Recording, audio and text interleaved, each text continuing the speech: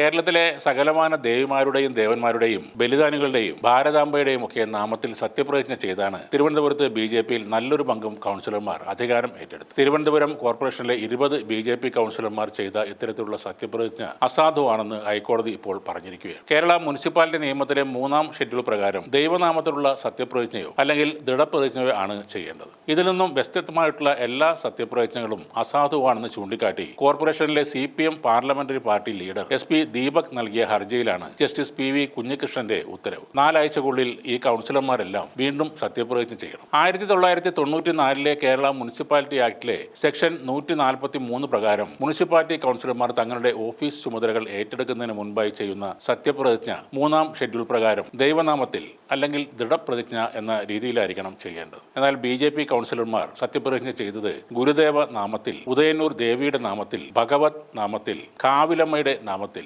ശ്രീ പത്മനാഭസ്വാമിയുടെ നാമത്തിൽ, ഭാരതാംബയുടെ നാമത്തിൽ തുടങ്ങിയ രൂപങ്ങളിലാണെന്ന് ഹർജിക്കാരൻ ചൂണ്ടിക്കാട്ടിയിരുന്നു. അതുകൊണ്ട് തന്നെ ഈ സത്യപ്രതിജ്ഞകൾ അസാധുവാണെന്നാണ് ഹർജിക്കാരൻ കോടതിയിൽ വാദിച്ചത്. ദൈവങ്ങളുടെ പേര് പറഞ്ഞ് സത്യപ്രതിജ്ഞ ചെയ്തതിലെ ചട്ടലംഘനം ചൂണ്ടിക്കാട്ടിയത് CPM ആണ്. 20 കൗൺസിലർമാരുടെ സത്യപ്രതിജ്ഞ അസാധുവാക്കണമെന്നാവശ്യപ്പെട്ട് CPM ജില്ലാ കളക്ടർക്കും മുഖ്യ തെരഞ്ഞെടുപ്പ് ഓഫീസർക്കും നേരത്തെ പരാതി നൽകിയിരുന്നു. ദൈവങ്ങളുടെ പേരിൽ സത്യപ്രതിജ്ഞ ചെയ്തത് ചട്ടലംഘനമാണെന്ന് ചൂണ്ടിക്കാട്ടി ജില്ലാ സെക്രട്ടറി V ജോയിയും SP ദീപകുമാണ് പരാതി നൽകിയത്. കോടതിയിലും ഇവർ പരാതി നൽകി. R സുഗതൻ, കരമന അജിത് തുടങ്ങിയ ഒട്ടേറെ BJP അംഗങ്ങൾ ശ്രീ പത്മനാഭസ്വാമിയുടെ നാമത്തിലാണ് സത്യപ്രതിജ്ഞ ചെയ്തത്. ബലിദാനികൾ അമരന്മാർ എന്ന് പറഞ്ഞാണ് വലിയവിള കൗൺസിലറായ VG ഗിരികുമാർ പ്രതിജ്ഞ അവസാനിപ്പിച്ചത്. കുന്നുകുഴി കൗൺസിലറായ A മേരി പുഷ്പവും കരുമം കൗൺസിലർ GS ആശാനാഥും സ്വാമിയെ ശരണമയ്യപ്പ എന്ന് ശരണം വിളിച്ചുകൊണ്ടാണ് സത്യപ്രതിജ്ഞ അവസാനിപ്പിച്ചത്. ഇതൊക്കെ കൂടാതെ ഗുരുദേവൻ, ശ്രീകണ്ഠേശ്വരം മഹാദേവൻ, ഇരുംകുളങ്ങര ദുർഗാ ഭഗവതി, ഉദിയന്നൂർ ദേവി തുടങ്ങിയ ദേവപ്രതിഷ്ഠകളുടെ പേരിലും കൗൺസിലർമാർ സത്യപ്രതിജ്ഞ ചെയ്തിരുന്നു. ദൈവനാമത്തിൽ എന്നല്ലാതെ